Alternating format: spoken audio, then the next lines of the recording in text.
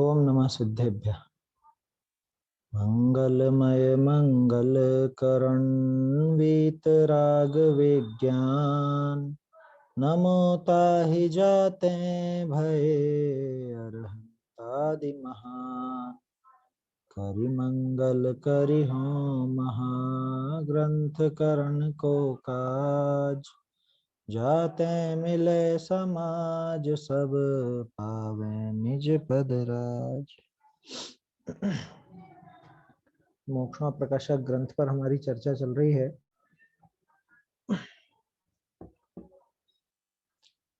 इसमें 7 तत्व संबंधी भूल जो व्यवहाराभासी जीव को रहती है और जिसके कारण समझ लीजिए कि धर्म मार्ग में लगा हुआ दिखने पर भी धर्म से कोसों दूर रहता है। दिखता तो ऐसा है कि हाँ भाई हम धर्म कर रहे हैं, दिखता ऐसा है कि हम धर्म मार्ग में हैं, लेकिन वास्तव में भी उसको जब आश्रय और बंध का ही सही सही स्वरूप ख्याल में नहीं है तो वो धर्म को क्या समझेगा। क्यों? क्योंकि धर्म तो मोक्ष का दाता है, धर्म से तो मोक्ष मिलेगा। अब जिसको अभी बंध और मोक्ष मार्ग का ही पता नहीं हो, 7 तत्वों का ही जिसको पता नहीं हो, वो कैसे उस मोक्ष मार्ग में लगेगा या कैसे वो मोक्ष को पाएगा।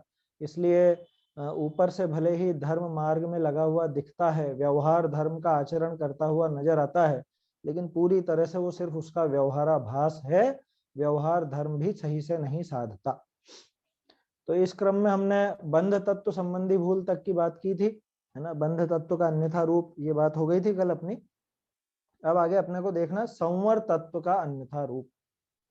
पेज 227 है और इसमें आएगा 285।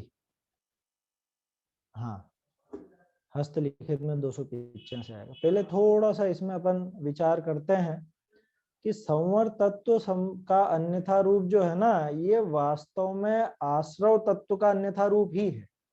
उसी का दूसरा रूप कह सकते हो या उसी का दूसरा पहलू कह सकते हो। जैसे एक ही सिक्के के 2 पहलू होते हैं, है ना, चित और पट होता है ना। अब इसी तरह से यहाँ समझ लो आप, बिल्कुल एक जैसे दोनों एक ही हैं वास्तव में।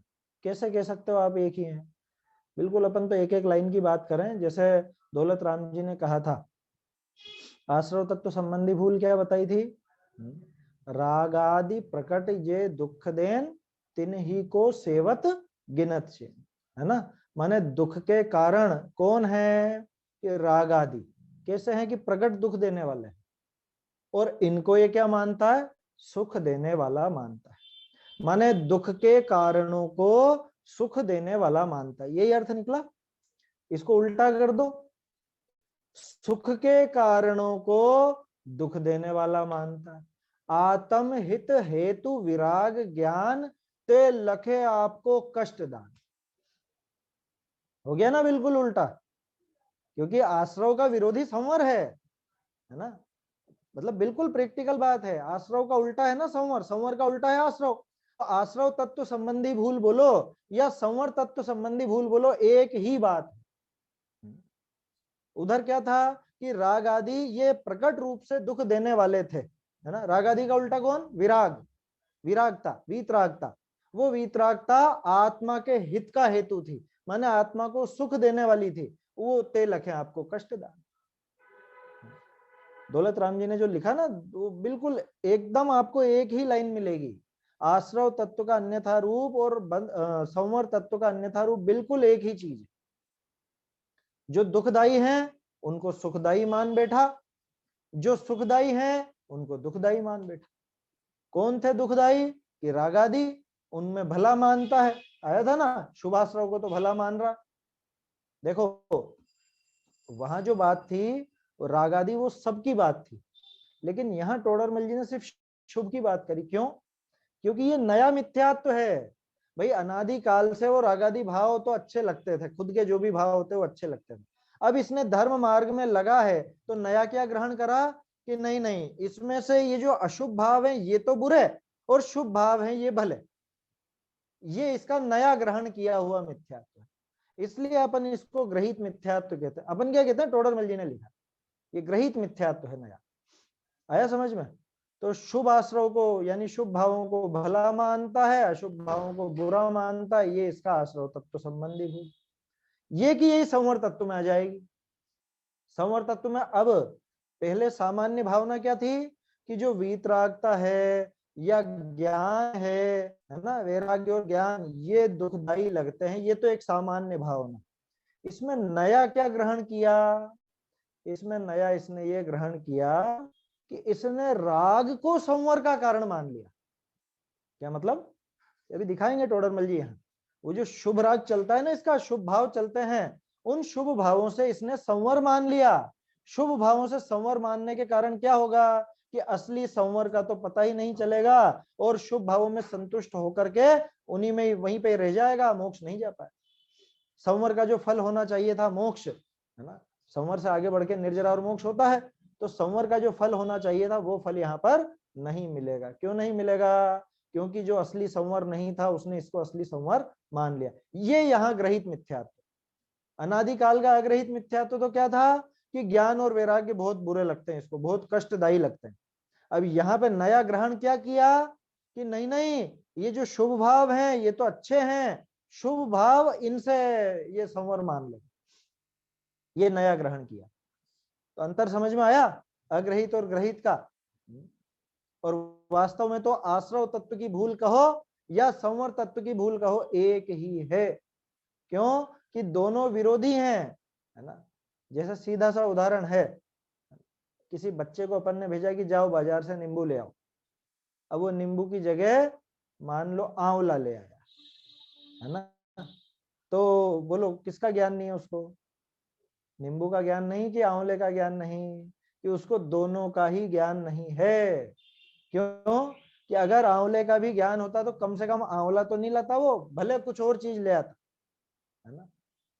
उसको समझाया था भैया गोल गोल है ये साइज के आते हैं, अब उसने देखा वो आंवला दिखा उसको तो वो ले आया या आंवला मंगाया नींबू ले आया, तो उसको दोनों का ही ज्ञान नहीं। ठीक उसी तरह से आश्रव तत्व की भूल है वो संवर तत्व की भूल भी है, और जो संवर तत्व की भूल है वो आश्रव तत्व की भूल भी अपने आप ही। आया समझ में? तो ये तो इसका एक बेसिक सूत्र है। अब बाकी हर एक पर डिटेल से टोडरमल जी यहाँ पर घटित करके बताएंगे, वो अपन देखते हैं। पेज नंबर 285 है हस्तलिखित में, और प्रकाशित प्रतियों में 227 है। बहुरी संवर तत्व विषय अहिंसादि रूप शुभाश्रव भाव, क्या अहिंसादि रूप शुभाश्रव भाव तिनको संवर जाने हैं। यहाँ पे कुछ सुधार है क्या? मेरे ख्याल से शायद सोनगढ़ वाली प्रति में होगा, 227 है ना।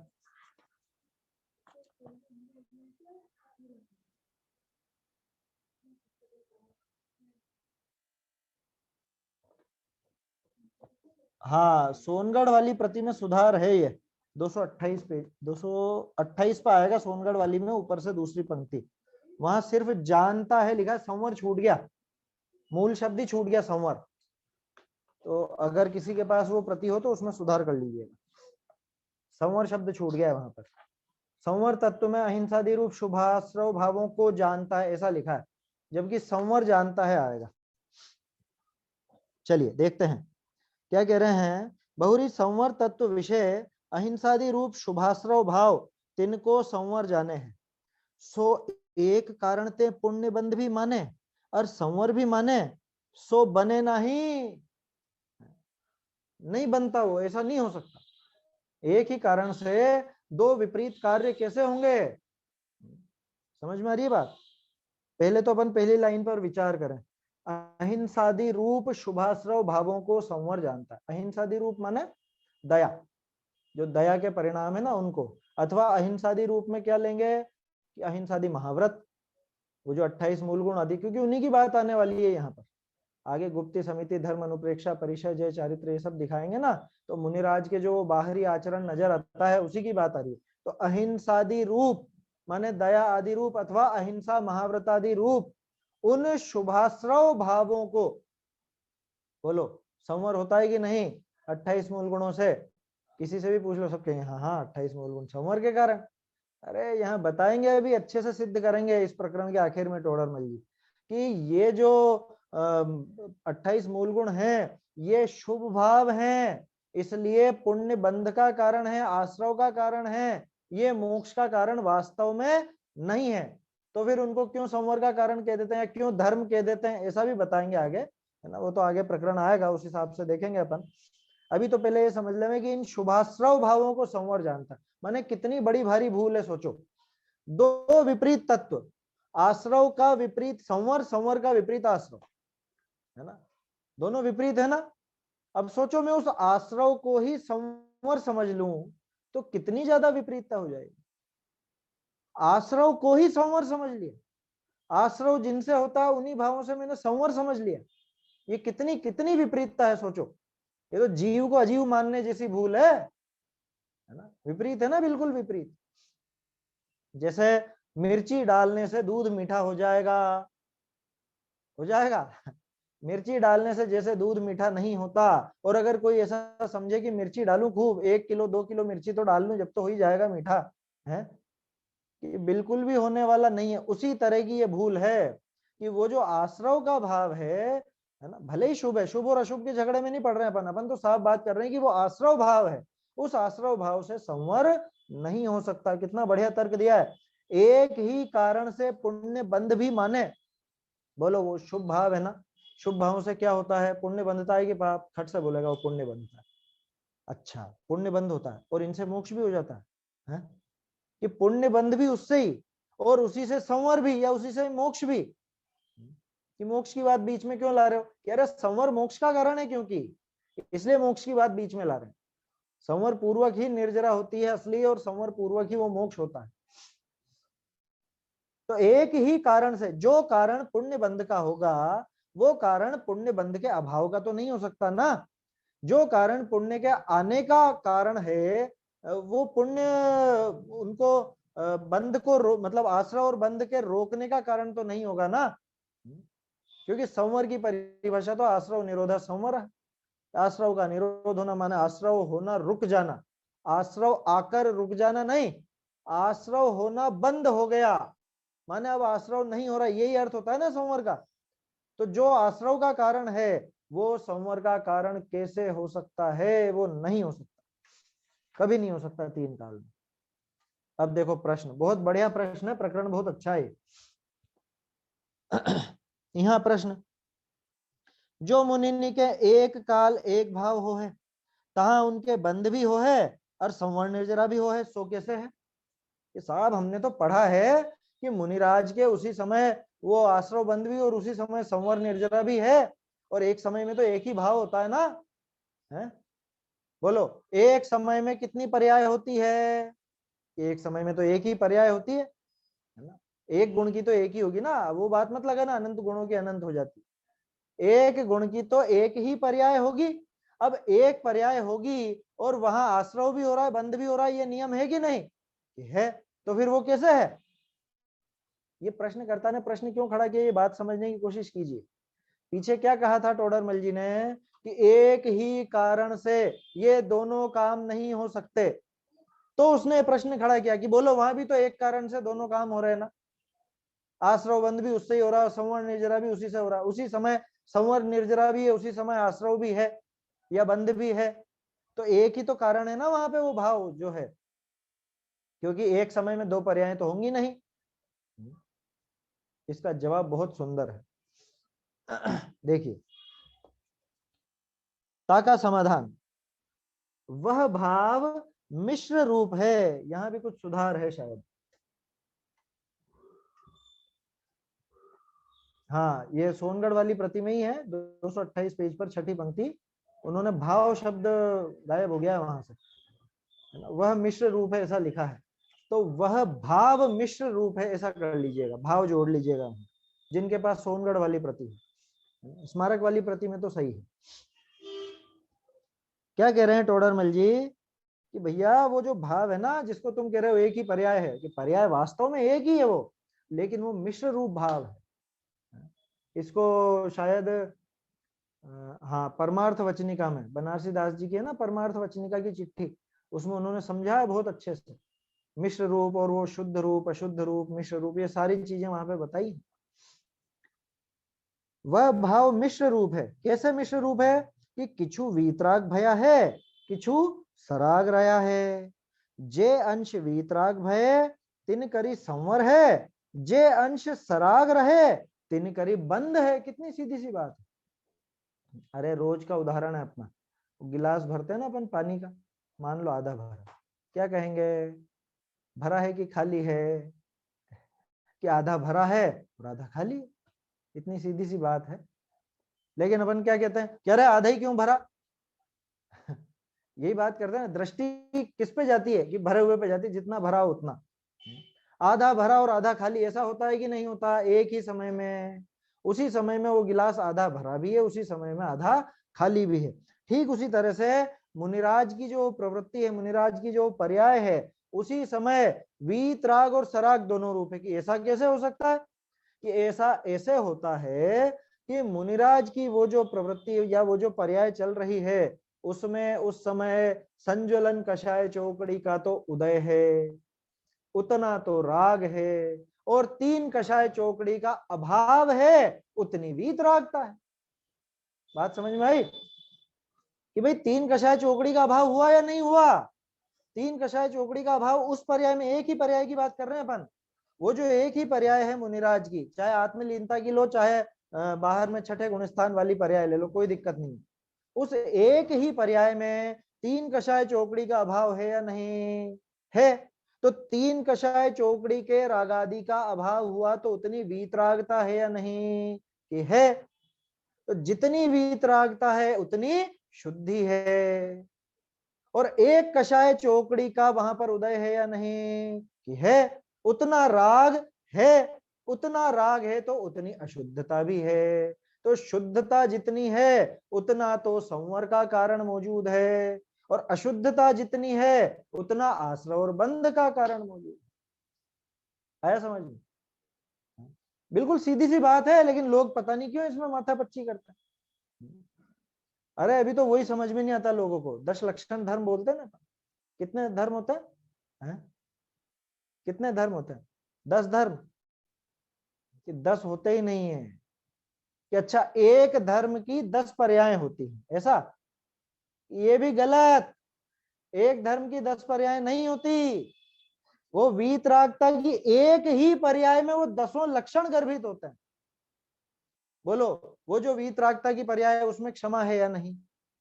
उसमें मार्दव है या नहीं? उसी में आर्जव है या नहीं? अरे ये भी अपन ने बात की ना, वीतरागता 3 कषाय चौकड़ी के अभाव रूप वीतरागता की पर्याय। तो 3 कषाय चौकड़ी में क्रोध गया तो उतनी क्षमा उसी समय है या नहीं? 3 कषाय चौकड़ी का मान गया तो उतना मार्दव है या नहीं? 3 चौकड़ी की माया गई तो आर्जव है या नहीं? 3 चौकड़ी की का लोभ गया तो उतनी शौच है या नहीं? है। ऐसे ही बाकी के धर्मों में भी लगा ना। तो एक ही पर्याय के 10 लक्षण हैं, 10 पर्याय नहीं है? ये बहुत पता नहीं क्यों लोगों को समझ में ही नहीं आता। ज्यादातर लोग ये सोचते हैं 10 धर्म, 10 धर्म। पहली बात तो 10 धर्म नहीं है। फिर उससे आगे बढ़े तो ये सोचने लगते हैं कि 10 पर्याय, धर्म की 10 पर्याय। धर्म की 10 पर्याय नहीं है, धर्म की एक ही पर्याय है, वीतरागता। उस वीतरागता की पर्याय में सारे के सारे लक्षण गर्भित होते हैं।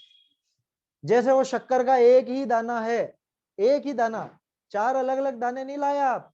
कि शक्कर कैसी होती है? कि शक्कर सफेद भी होती है, शक्कर मीठी भी होती है, शक्कर चिकनी भी होती है, शक्कर खुशबूदार भी होती है। तो बोलो, खुशबूदार शक्कर अलग है? और सफेद शक्कर अलग है, और मीठी शक्कर अलग है, और चिकनी शक्कर अलग है। ऐसा है क्या? कि शक्कर के उस एक दाने में ही ये चारों के चारों गुण मिलते हैं कि नहीं? ठीक वैसे ही वीतरागता की एक पर्याय में ही वो 10 लक्षण गर्भित होते हैं। आया समझ में? ये इतनी बात क्यों कर रहे हैं अपन? इतनी बात इसलिए कर रहे हैं कि भैया एक ही पर्याय में बहुत सारे पहलू होते हैं। तो ये जो पर्याय है, जो तुम कह रहे थे कि एक ही पर्याय संवर का भी कारण है और बंध का भी कारण है, तो उस पर्याय में वीतरागता भी है और उस पर्याय में राग भी। तो जितना राग है वो आश्रव बंध का कारण है, और जितनी वीतरागता है वो संवर निर्जरा का कारण है। ऐसा समझ, इतनी सीधी सी बात है। वो असल में प्रश्न क्यों कर रहा था? वो तो इसलिए कर रहा था कि हम एक ही भाव से ये संवर भी माने और क्या बोले आश्रव भी माने तो क्या दिक्कत है? तो ये दिक्कत खड़ी होती है। अभी खैर वो दिक्कत नहीं बताई है, अभी तो वो यूं कह रहा है कि एक ही पर्याय से दो काम हो रहे हैं कि नहीं हो रहा। अभी इसमें बारीकी है ना, सुनिएगा ध्यान से। क्या है बारीकी? यहाँ टोडरमल जी बता रहे हैं कि वह भाव मिश्र रूप है। कौन सा भाव? वो जो पर्याय की बात करी वो एक ही भाव मिश्र रूप है। किछु वीतराग भया है, किछु सराग रहा है। ठीक है, जे अंश वीतराग भय, उसी पर्याय के, एक ही पर्याय के कई अंश, उस पर्याय में वीतरागता के अंश भी हैं, राग के अंश भी हैं। तो जितने अंश वीतराग हुए उनके द्वारा तो क्या होगा? संवर होगा। और जो अंश सराग रहे उनसे बंद होगा। तो अभी वो कह सकता है कि हम भी तो यही कह रहे हैं, एक भाव से दो काम हो रहे हैं ना, कि नहीं, बारीकी समझो, इसी में दो भाव बने हैं। इसमें जो अंश वीतरागता का है वो संवर का ही कारण है, वो आश्रव का कारण नहीं है। बात समझ में आ रही है? एक ही पर्याय के दो दो अंश उसमें देखे अपन ने, वीतरागता और सरागता का। उसका आशय यह था कि एक ही भाव से दो कारण हो जाने, दो कार्य बन जाने चाहिए, आश्रव का भी और संवर का भी। तो टोडरमल जी कह रहे हैं कि सो एक भाव ते तो दो कार्य बने, परंतु एक अंश सराग ही ते, एक अंश सराग ही ते माने सरागता के उस अंश से ही पुण्याश्रव भी मानना और संवर निर्जरा भी माननी, सो भ्रम है। क्या? एक भाव से माने उस एक पर्याय से ये दो कार्य तो बन जाएंगे, लेकिन कैसे बनेंगे? कि वो अलग अलग अंश काम कर रहे हैं उन दोनों के लिए। और तुम कहना चाह रहे हो कि जो अंश वो राग का है वही अंश मतलब संवर का भी कारण और वही अंश आश्रव का भी कारण, ऐसा नहीं बनेगा। और अगर उसी अंश को तुम सरागता के अंश को भी अगर तुम आश्रव का कारण मानते हो और उसी को संवर का कारण मानते हो तो ये भ्रम है। समझ में? एक भाव माने एक पर्याय में दो काम दिख तो जाएंगे, लेकिन उन दोनों कामों के पीछे अलग अलग शक्तियां काम कर रही हैं। वहां जो राग की शक्ति है वो तो काम कर रही है आश्रव बंध का, और वहां जो वीतरागता की शक्ति है वो काम कर रही है संवर निर्जरा। इतना अंतर बारीक उसमें समझना पड़ेगा। और ये तो कह रहा था कि एक वो राग भाव से सराग की बात चली थी ना, प्रश्न कहां से खड़ा हुआ था? पिछले पेज पर जो लिखा था, एक ही कारण से, कौन से कारण से? शुभ आश्रव से, माने शुभ, वो शुभ राग, उस शुभ राग से ही आश्रव भी माने और उसी शुभ राग से संवर भी माने, ऐसा नहीं होगा। एक ही पर्याय में उसी समय शुभ राग भी मौजूद है और वीतरागता भी मौजूद है, ये बात तो चलेगी।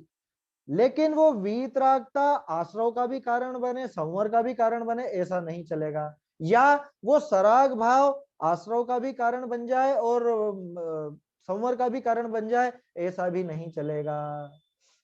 समझ में आ रही है बात?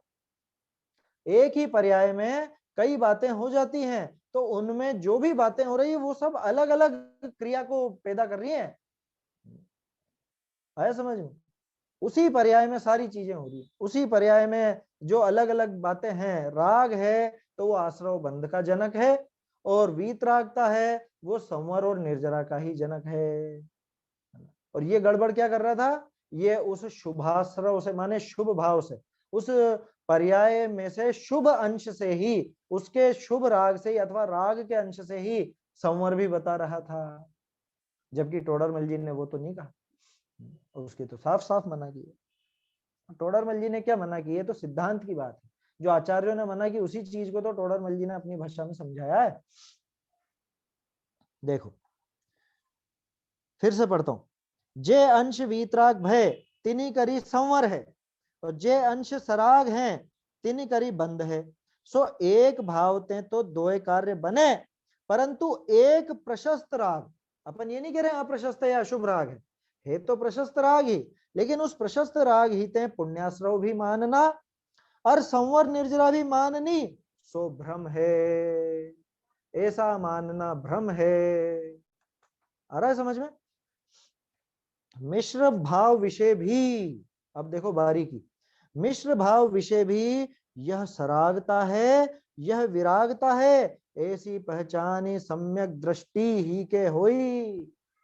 ये हर कोई नहीं पहचान पाता। वो मिथ्या दृष्टि, जीव की दृष्टि तो उसी पर रहती है, वो शुभ भाव पर ही। और सम्यक दृष्टि ये पहचान कर लेता है कि इसमें जो ये आकुलता वाला अंश है ये राग का अंश है, और ये जो निराकुल आनंद का स्वाद आ रहा है ये वीतरागता का अंश है। ये समकिति जीव पकड़ लेता है, मिथ्या दृष्टि जीव नहीं पकड़ पाता। ये पहचान सम्यक दृष्टि ही के होई, उसी के होती है, क्योंकि उसने देखी है ना वीतरागता। तो असल में मिथ्या दृष्टि ने वीतरागता देखी कहाँ है अभी। जैसे मान लो ठंडाई है ना, अब छोटे बच्चे को आप ठंडाई पिलाओ तो उसको थोड़ा पता चलता है कि सौंफ का स्वाद कौन सा है इसमें, और दूध का कैसा स्वाद है, और इलायची का कैसा स्वाद है ना। सौंफ की बात नहीं करें क्योंकि सौंफ दूध में द्विदल होती है। बाकी जो भी चीजें हैं उसमें कौन सी चीज का स्वाद कैसा है ये बारीकी उसको पता नहीं चलती। कि काली मिर्ची का स्वाद कैसा है और मिश्र सौंफ का स्वाद, सॉरी शक्कर का स्वाद कैसा है, ये उसको पता नहीं चलेगा। लेकिन जो समझदार व्यक्ति है ना, या जो महिला जिसने बनाई है, वो जानती है कि इसमें जो तीखापन आ रहा है वो तो काली मिर्च का स्वाद है, और जो मीठापन आ रहा है वो शक्कर का स्वाद है। आया समझ में?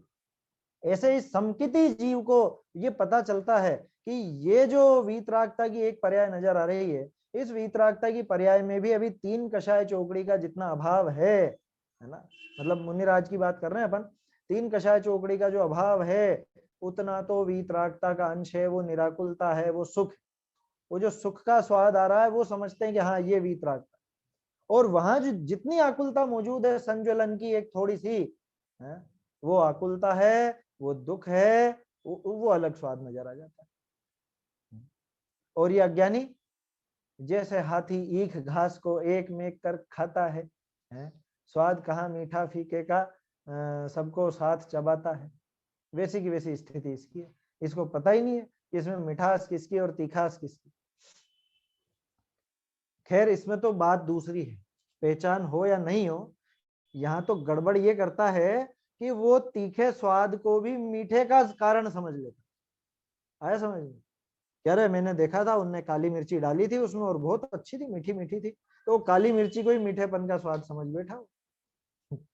और शक्कर डाली नहीं और काली मिर्ची कूट कूट के डालता रहा, तो बोलो कब हो जाएगा दूध मीठा उसका, कि मीठा तो होने वाला नहीं है, उसमें तो तीखापन ही लगे। ऐसी पहचान सम्यक दृष्टि ही के होई, ताते अवशेष सरागता को हे श्रद्धा है। लो ये गजब की बात है। कौन? जिसके वो मौजूद है वही, जिसके वो राग भाव अभी मौजूद है ना मुनिराज के, वो संज्वलन का भाव अभी मौजूद है, और वो संज्वलन का भाव मौजूद होने पर भी वो उसको जितना वो राग भाव मौजूद है उस भाव को वो हे श्रद्धते हैं। हे श्रद्ध है इसमें क्या लिखा?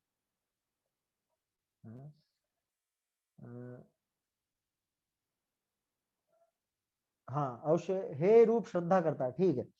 हे श्रद्ध है माने उसकी हे रूप से ही श्रद्धा करते हैं। मिथ्या दृष्टि के ऐसी पहचान नहीं, ताते सराग भाव विषय संवर का भ्रम करी, प्रशस्त राग रूप कार्यनी को उपादेय श्रद्ध है। ये लो यहाँ उल्टा हो गया काम।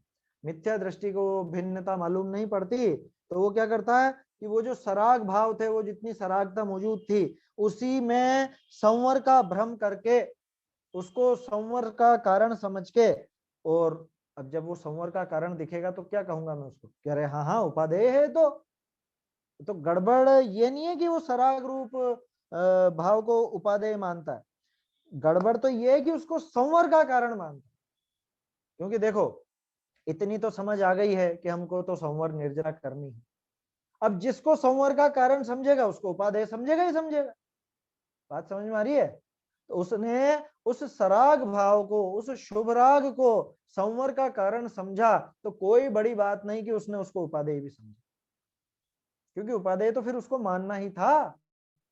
भाई अभी अपन भी जिसको संवर और निर्जरा का कारण समझते हैं उसी को तो उपादेय कहते हैं ना।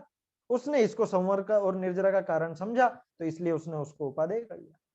तो उपादेय करना वो बड़ी भारी भूल नहीं है। बड़ी भारी भूल तो यह है कि संवर का कारण बना लिया इसने उसको। वो जो आश्रव का कारण था, वो जो शुभराग था, जिससे स्पष्ट रूप से आश्रव ही हो रहा था इसको, उसने उसे संवर का कारण समझ लिया।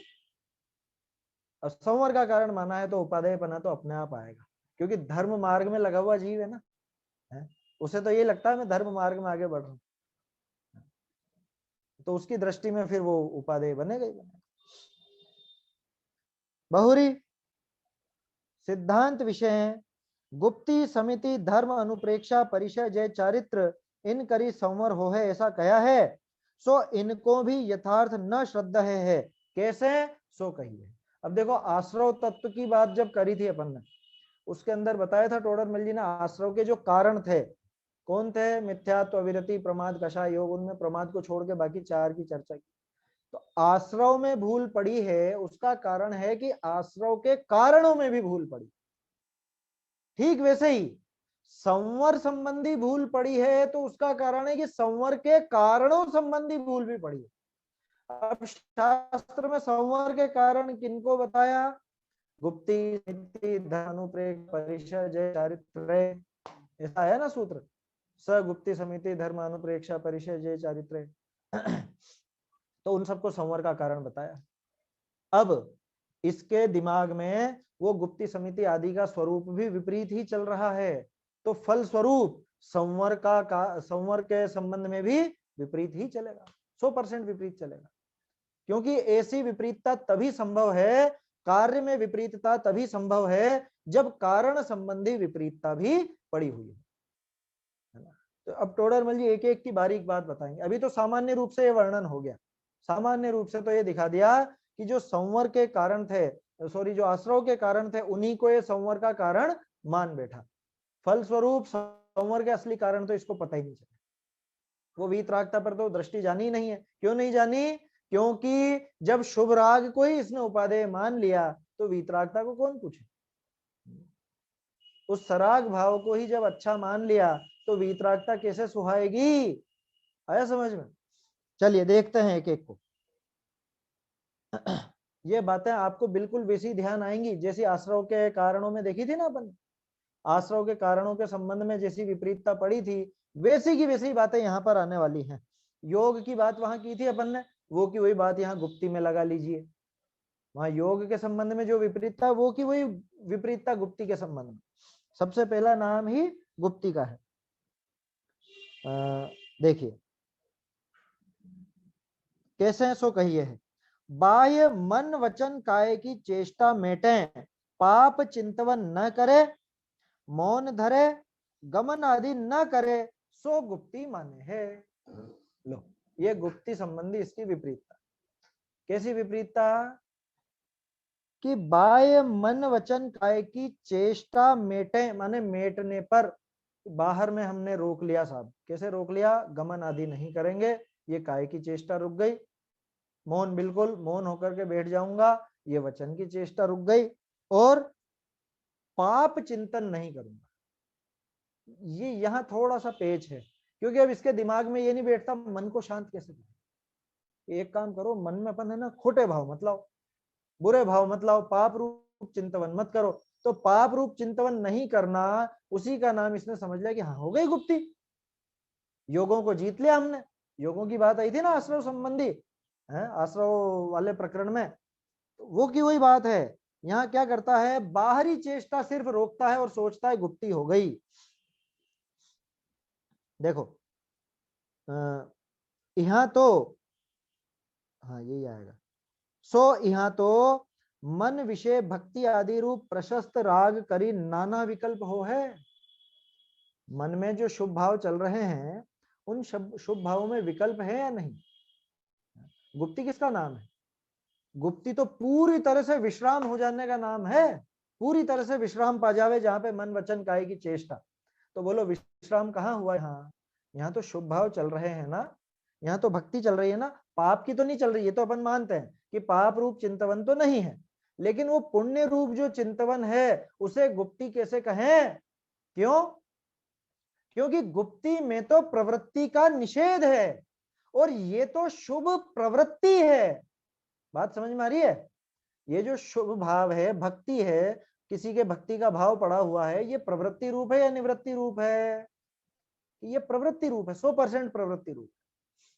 और गुप्ति तो इन तीनों की निवृत्ति, मन वचन काय की चेष्टा से निवृत्ति, उसका नाम है गुप्ति, है ना? यही है ना? ये गलत तो नहीं बोल रहा हूं मैं, बिल्कुल ये की यही परिभाषा आती है। देखिए क्या कह रहे हैं, यहाँ तो मन विषय भक्ति आदि रूप प्रशस्त राग करी नाना विकल्प हो है, वचन काय की चेष्टा आप रोकी राखी है ना? वचन और काय को तो मैंने रोक लिया, है ना? उनकी प्रवृत्ति रोकने के लिए मैंने जबरदस्ती मुंह बंद कर रखा है, जबरदस्ती एक ही जगह बैठा हुआ हूं, हिल नहीं रहा हूं, है ना? तो ये तो मेरी प्रवृत्ति है ना, ये निवृत्ति कहाँ हुई? ये प्रवृत्ति रूप हुआ काम कि निवृत्ति रूप हुआ? ये तो प्रवृत्ति रूप है, ये लिख रखा है ना यहाँ, तहा शुभ प्रवृत्ति है।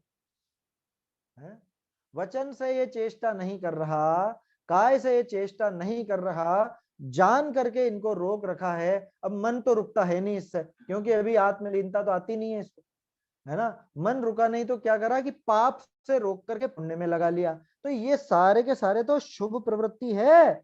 अर प्रवृत्ति विषय गुप्ती पनो बने नाही। क्या कहा?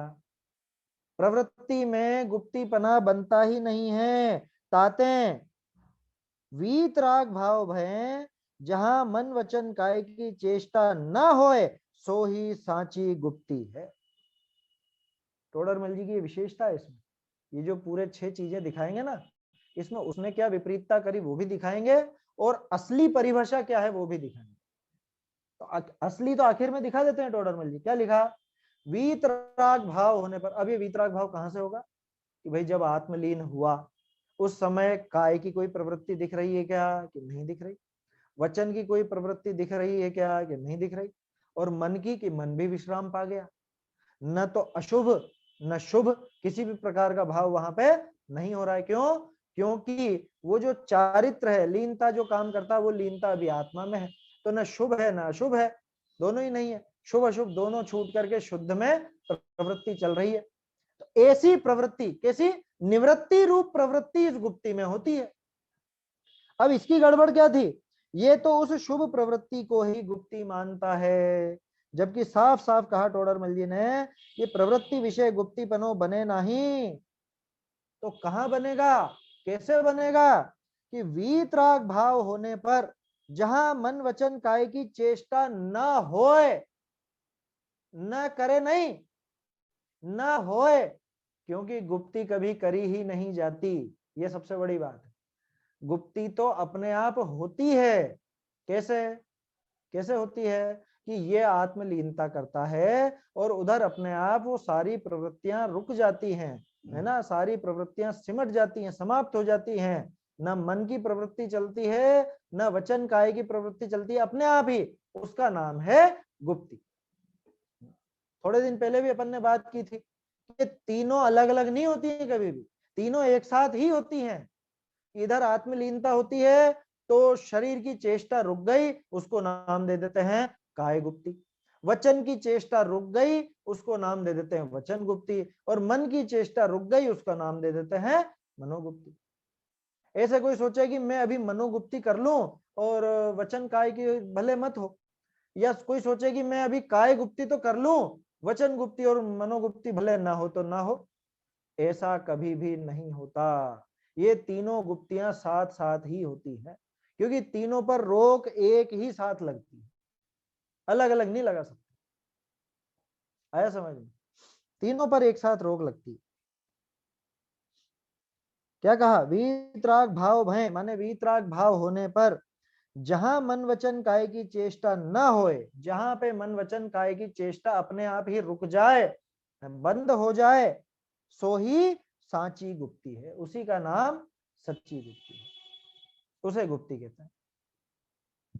देखिए अब आगे, तो गुप्ती के संबंध में इसके भावना मतलब विपरीतता क्या थी? ये यूं सोच बैठा कि अपन बाहर से कुछ भी मत करो और सिर्फ शुभ ही शुभ चिंतन करो, शुभ भाव करो, बस शुभ भाव करो तो गुप्ती हो जाएगी, और वो शुभ भाव से गुप्ती होगी, गुप्ती से संवर होता ही है, इसलिए मैंने क्या मान लिया कि शुभ भाव से संवर हो जाएगा। तो भैया शुभ भाव तो शुभ आश्रव का ही कारण है, संवर का कारण नहीं है। उससे पुण्य आश्रव ही होगा, कभी भी संवर नहीं होगा। तो इस तरह से गुप्ती के संबंध में बात हुई। आगे देखते हैं समिति, ये क्या समझता है और असली समिति क्या है। बहुरी पर जीवनी की रक्षा के अर्थ यत्नाचार प्रवृत्ति ताको समिति माने है। लो, ये गजब की बात है। किसी से भी पूछो यही बताएगा, स्वाध्यायी जीव भी यही कहेगा, क्या कि वो अन्य जीवों की रक्षा के लिए जो ऐसी प्रवृत्ति होती है ना, उसका नाम समिति। और कुछ होगा, ज्यादा होशियार होगा, थोड़ा पढ़ा लिखा होगा, तो कह देगा देखो गुप्ती तो निवृत्ति रूप हो गई और समिति प्रवृत्ति रूप हो गई। कैसी प्रवृत्ति? ऐसी प्रवृत्ति कि जिसमें दूसरे जीवों की दया पले। अभी बहुत बढ़िया तर्क देंगे टोडर में कि अकेले जीवों की दया पालने का नाम समिति नहीं है, क्योंकि वैसा होगा तो ऐष्णा समिति में कौन सी जीवों की दया पाली? ऐष्णा समिति दोष टालने की होती है। आ रहा है इसी में, पढ़ लेते हैं पहले। बहुरी पर जीवनी की रक्षा के अर्थ ही यत्नाचार प्रवृत्ति ताको समिति माने है। सो हिंसा के परिणामनी ते तो पाप हो है, अरे रक्षा के परिणाम ते संवर कहोगे तो पुण्य बंध का कारण कौन ठहरेगा? कितना बढ़िया तर्क दिया है कि भैया तुम कह रहे हो कि हिंसा के परिणामों से पाप, और रक्षा के परिणामों को तुम समिति बता के संवर बता रहे हो, तो पुण्य किससे होगा? फिर पुण्य किससे बंधेगा जीवों के? भाई तर्क समझ में आया? अन्य जीवों का घात करने का भाव कौन सा भाव है? पाप भाव। उससे क्या बंधेगा? पाप बंधेगा, ठीक है ना, पाप बंधेगा। तो रक्षा करने के भाव से क्या बंधना चाहिए? कि पाप का विपरीत पुण्य बंधना चाहिए। इतनी सीधी सी बात है। अब लेकिन ये तो उसको संवर समिति बताना चाह रहा है, संवर बताना चाह रहा है उससे। तो अगर इससे संवर बता दोगे तो पुण्य किससे बताओगे? सिद्धांत से विरुद्ध हो जाएगा। आया समझ में? एक तर्क। दूसरा तर्क, बहुरी ऐष्णा समिति विषय दोष टाले है, तहां रक्षा का प्रयोजन है नहीं। ताते रक्षा ही के अर्थ समिति नहीं है। कितना बढ़िया तर्क है, क्योंकि इसके दिमाग में तो ये बैठा था, और बहुत से स्वाध्यायों के दिमाग में ये रहता है कि अन्य जीवों की रक्षा के लिए समिति होती है। भाई सामान्य रूप से वैसा कह दो, कोई दिक्कत नहीं है, लेकिन बारीकी समझ लो कि अकेला रक्षा के परिणाम ही समिति नहीं है। क्यों नहीं है? क्योंकि 5 समितियां कही हैं, उनमें से आप ईर्ष्या समिति में जीवों की रक्षा का परिणाम कह सकते हो, भाषा समिति में भी कह सकते हो कि हाँ भाई हित मित प्रिय बोलना, दूसरे को कष्ट ना हो, ऐसा है ना। आदान निक्षेपण में भी परजीवों की रक्षा का भाव कह सकते हो कि कोई जीव का घात ना हो। प्रतिष्ठापन समिति में भी कह सकते हो कि देखभाल करके मल मूत्र क्षेपण करना, ताकि कोई अन्य जीवों का घात ना हो। 4 में तो लगा सकते हो, लेकिन ऐष्णा समिति में कैसे लगाओगे? ऐष्णा समिति तो दोष टाल करके आहार ग्रहण करने की बात है। बात समझ में आ रही है? कितना बड़ा तर्क दिया है टोडरमल जी ने, और कितनी बड़ी बात बताई है। ये अपने को हर जगह नहीं मिलेगी। सामान्य रूप से सभी यही समझते हैं कि परजीवों की रक्षा के लिए समिति पाली जाती है। अरे भैया अकेले परजीवों की रक्षा नहीं, बल्कि दोषों को टालने के लिए भी समिति पाली जाती है। ये ऐष्णा समिति उस बात का सबूत है। रक्षा ही के अर्थ समिति नहीं। तो इसके दिमाग में जो 2 बातें थी, क्या 2 बातें तो टोडरमल जी ने उसके निषेध के लिए दी। कि पहली बात तो कि तुम इन समिति से, समिति माने वो बाहरी क्रिया, उसी का नाम समिति है ना, और समिति को संवर का कारण कहा है, तो वो शुभ प्रवृत्ति, पर जीवों की रक्षा की प्रवृत्ति, या दोष टालने की भी ले लो, इन सब से, यानी उन शुभ प्रवृत्ति से संवर मानोगे तो मूल बात तो वो की वही रही। और ये तो आचार्य ने लिखा है समिति ने। तो फिर समिति कैसी होती है?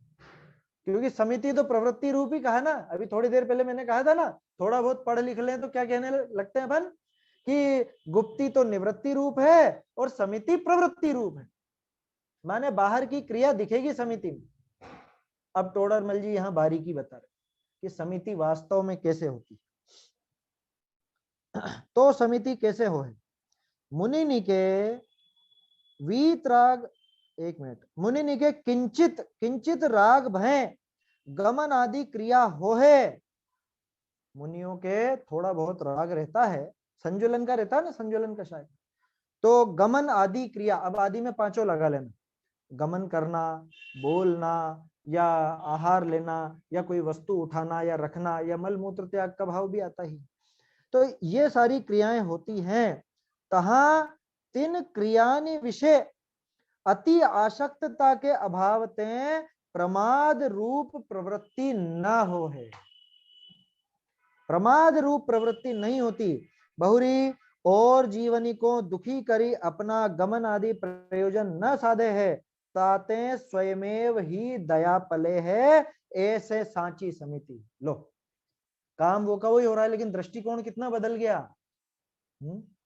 काम वही होने हैं। दो बातें खास चीज क्या, पहली बात तो ये कि वहां पे अति आसक्तता नहीं, उन क्रियाओं में अति आसक्तता, अति आसक्ति नहीं है, माने ग्रद्धता नहीं कि मुझको ये काम करना ही करना है, एक बात। दूसरी बात, और जीवों को दुखी करके अपना गमन आदि का प्रयोजन नहीं साधते कि अरे दूसरे को दुख पहुंचेगा ये पता चल जाए तो छोड़ देते। मान लो मैं मुनि बन जाऊं, अब मैं इधर से उधर गमन करने का मुझे भाव आया, और नहीं मुझको तो जाना ही है कि अरे भैया बीच में नदी पड़ रही है कि कुछ भी हो मैं तो जाऊंगा ही सही, कि मोटर बोट से, कि हाँ मोटर बोट से चला जाऊंगा भले, कि मुझे तो जाना ही जाना है। ऐसे अन्य जीवों को दुखी करके अपने गमन आदि का प्रयोजन नहीं साधते हैं तो सच्ची समिति पलती है। बात समझ में आ रही है। वहां पता चल जाए कि मेरी इस क्रिया से, अरे मेरे गमन करने से जीव दुखी होंगे, तो वो गमन नहीं करे। सोचो, अब मुझे कई बार विचार आता है, बाहुबली मुनिराज का जो वो एक साल में वो इतने वो सांप की बांबियां वगैरह बन गई थी, लताएं चढ़ गई थी और ये सब हो गया था, हैं? उनका बीच में ध्यान नहीं टूटा होगा? ध्यान तो टूटा ही होगा, क्योंकि अंतर मुहूर्त तो लगातार रहा ही नहीं। रह जाता तो पहले ही केवल ज्ञान हो जाता ना। ध्यान तो कितनी बार टूटा होगा, लेकिन अब गमन कैसे करें? क्योंकि ये विचार आया होगा ना कि अरे मैं एक बार एक कदम भी हिलूं और इनको दुख पहुंचेगा। समझ में आ रही है बात? ये विचार करना चाहिए अपने को, क्या अंतरदशा रही होगी उनकी। एक कदम भी अगर मैं रखूंगा तो ये सबको दुख पहुंचेगा, वो गमन ही नहीं किया, सीधे वो केवल ज्ञान हुआ। तब स्वयं भी जो भी प्रक्रिया बनी देवों के द्वारा अथवा स्वयं भी, क्योंकि ऐसा तो अतिशय हो ही जाता है केवल ज्ञान का कि फिर वो अपने आप ही सारी की सारी चीजें अपने आप हट जाती हैं। तो जो भी बनाओ बना सो बना, लेकिन उन्होंने गमन आदि क्रिया नहीं साधी। ये होता है काम। ऐसा नहीं कि मुझे तो नदी पार करनी करनी है, कि मुझे तो जाना ही है वहां, कि नहीं तो क्या इतना लंबा घूम के जाऊंगा क्या, तो मोटर बोट पे ही चल जाऊं। है समझ में आ रही है बात? है ना? किसी व्यक्ति विशेष पे कोई बात नहीं है, लेकिन ये विचार करने की बातें हैं। समिति कैसे पलती है? समिति बाहरी प्रवृत्ति रूप नहीं है। समिति होगी उस समय बाहरी प्रवृत्ति तो होगी, लेकिन उस प्रवृत्ति का नाम समिति नहीं है। ये टोडरमल जी दिखाना चाह रहे हैं। क्या हुआ, फिर से पढ़ते हैं कि भाई किंचित राग तो मौजूद है ना, संज्वलन का राग तो मौजूद है, तो वो गमन आदि का भाव तो आता है, लेकिन उसमें कितनी सावधानी, कितनी सावधानी कि पहली बात तो अति आसक्ति नहीं होगी। क्यों नहीं होगी? अरे वैसे ही वो मरी हुई कषाय संज्वलन तो जरा सी है, उसमें अति आसक्ति तो बन ही नहीं सकती, बन ही नहीं सकती। दूसरी बात, ये पता चल जाए कि इससे किसी अन्य जीव का कुछ घात हो सकता है, अन्य जीव को कष्ट पहुंचेगा, दुख पहुंचेगा, तो ऐसा करके अपना गमन आदि प्रयोजन नहीं साधते। अगर गमन हो रहा है तो वहां पूरा ध्यान रखते हैं कि कोई जीव पैरों के नीचे ना आ जाए। उसके लिए तो चार हाथ देख करके चलते हैं कि मान लो मैं ऐसे हाथ ऊपर करके भी गिरूं तो कोई जीव दब के मर ना जाए, तो इसलिए चार हाथ देख करके नियम है। पता है आपको चार हाथ का कारण क्या?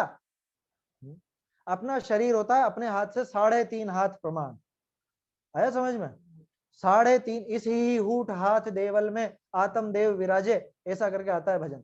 हूठ, हूठ माने 3.5। जो पुराने लोग होंगे उन्होंने पहाड़े सुने होंगे, एक हूठा हूठा, बे हूठा 7, ऐसे। हूठ माने 3.5 होता है। अभी आज के बच्चों को कहाँ ये पहाड़े मालूम है। हूठा माने 3.5। आया समझ में?